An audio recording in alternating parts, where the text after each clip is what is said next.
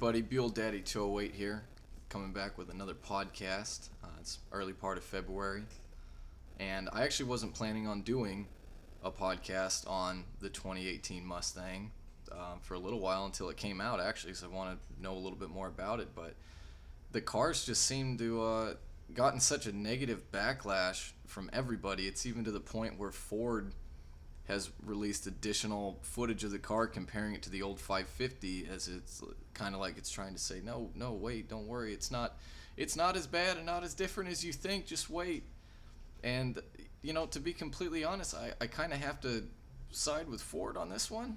I think that people are going way too hard on this fucking car, not because it's a Mustang and it doesn't deserve to be criticized, or people can't have opinions on it. It's nothing like that, but nobody's seen the car yet in person. Nobody's driven the fucking thing. All we have are a few teaser shots and some of the features that are coming out with the new cars. We don't even know what kind of horsepower they're making yet.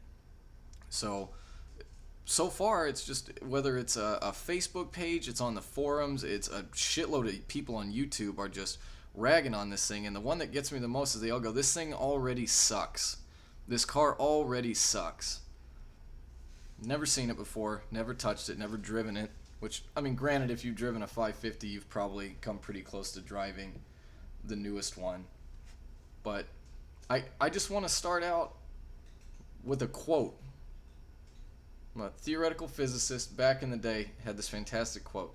His name was Max Planck, and he said, when you change the way you look at things, the things you look at change. That's kind of deep. Has a lot of meaning.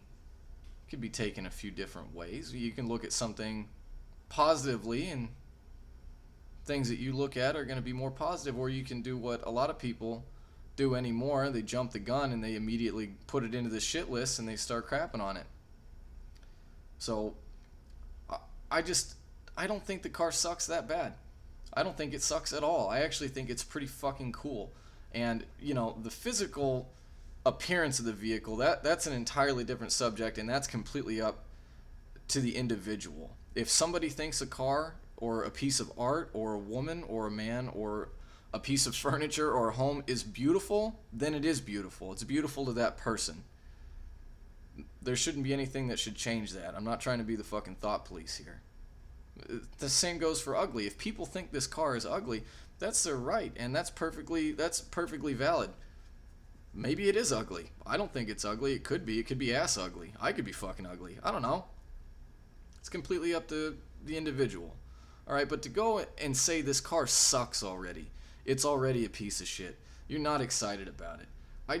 I don't see how, as a car enthusiast, or as someone who's into specifically performance cars, I don't even think you need to like American cars or like Mustangs to think that it's at least a cool car, or at least a car that has features that most car enthusiasts would be really stoked about. I actually went to the trouble of finding everything that's been reported on the car so far. So outside of the obvious physical changes to the appearance of the car, which when you get right down to it, this is a thing that Ford's been doing with Mustangs for a long time. They'll have the base GT, and then they'll have a special model, GT500, the Bullets, the Shelby GT350s, Cobras and Cobra Rs. Well, they'll take cues and things that people really like from the higher end cars, and they'll infuse them into the GTs.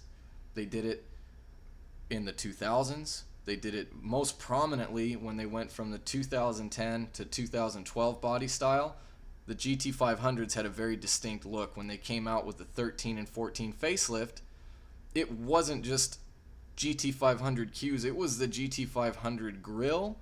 It was almost an identical bumper, to the point where aesthetic things that you can buy different grills, you can buy different emblems and fog lights and shit like that. They work on the GTs and the GT500s. That's not taking cues, that's taking a part from a car and putting it onto another one, which is also acceptable. If people like the way the GT500s look and they do it to the GT and they like the GT, fucking hey, good for them. So outside of just infusing a few of the GT350 cues into the GT and apparently making it fucking hideous and therefore a shitbox, Let's look at some of the things that they've actually changed on the driveline, on the suspension, on the interior, some of the shit that actually matters a little bit. Wow, how crazy is that? All right, first and foremost, the biggest thing, they're coming out with the 10-speed automatic as an option across the EcoBoost and the GT models. For the 6-speed manual cars that opt for the performance pack, factory twin disc clutch, low mass flywheel, hardened synchros, hardened output and input shafts, out of the box. They've killed the V6, the Cyclone, it's gone. That is a huge thing that people have been complaining about for decades, is that people hate the 6-cylinder. So it's gone. Only EcoBoost 2.3 and only V8 now for the Mustangs until the hybrid comes out. That's another video. Alright, on the 5-liter Coyote engine, the biggest upgrades that they've let out, because we don't have the power yet, they haven't told us how much it's going to make. Your standard Coyote engines, multi-port fuel injection. Alright, the new Coyote that's coming out for 2018, multi-port and direct injection. So this engine is going to have 16 fuel injectors. Just let that sink in for a bit. These cars are going to make crazy power when the aftermarket gets their hands on them. Okay, they're also bumping up the compression ratio on the Coyote from 11:1 to 12:1. They're going to have higher stock RPM. They're set at about 7,000 right now. I imagine it's going to go up to about 7,500. They're upgrading from the dual pipe muffler system to a quad pipe muffler like found on the GT500. Everything inside the cars, gauge-wise, is going to be 100% digital. So they're redoing the interior, 100% digital displays in the dash for your radio, climate controls, all that good jazz. I'm sure the interior is going to change a little bit, maybe better qualities. It's hard to say at this point.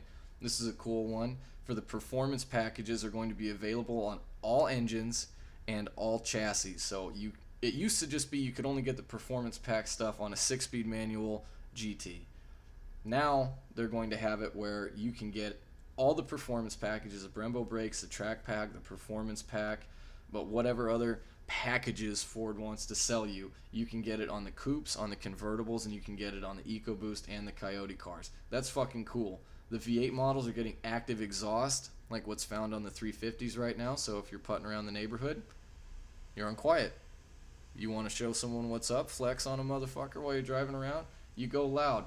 Pretty cool. Really big one on both the 2.3 EcoBoost and the V8s. They're getting Magna Ride suspension like on the 350s for both cars with variable settings, I'm sure. This is exciting shit. This is cool. If you're a performance enthusiast, how can you say a car that has that's like that is going to suck?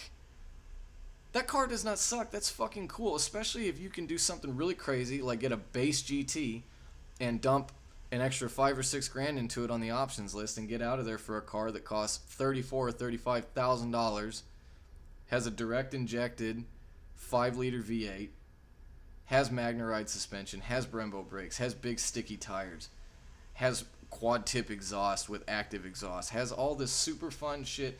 You know, to the guys that are saying this car sucks already, that have never driven it, have never seen it with their own eyes. It's just, is it pandering? What is it?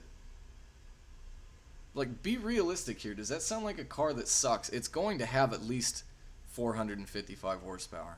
At least. Because the new Camaro has 455 horsepower, and that's its main competition.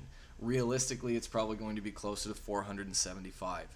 Because if it already makes 435 and they're bumping the compression, they're bumping the revs, they're doubling down on the amount of fuel injectors they have. Oh yeah, 15 or 20 horse, that sounds about right. No way. Not even. It's gonna be closer to 500 than it is to 435. I'm just having a hard time looking at this options list and finding a whole lot of suck. They haven't said anything about reducing the weight on the car, and that does suck because they are heavy.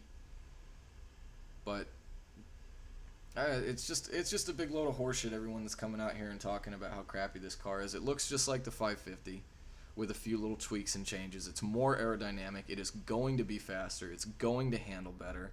It's going to make more power. It's going to have more potential to make horsepower with boost and other modifications. They aren't going to change the pricing on it too much because it still has to be competitive.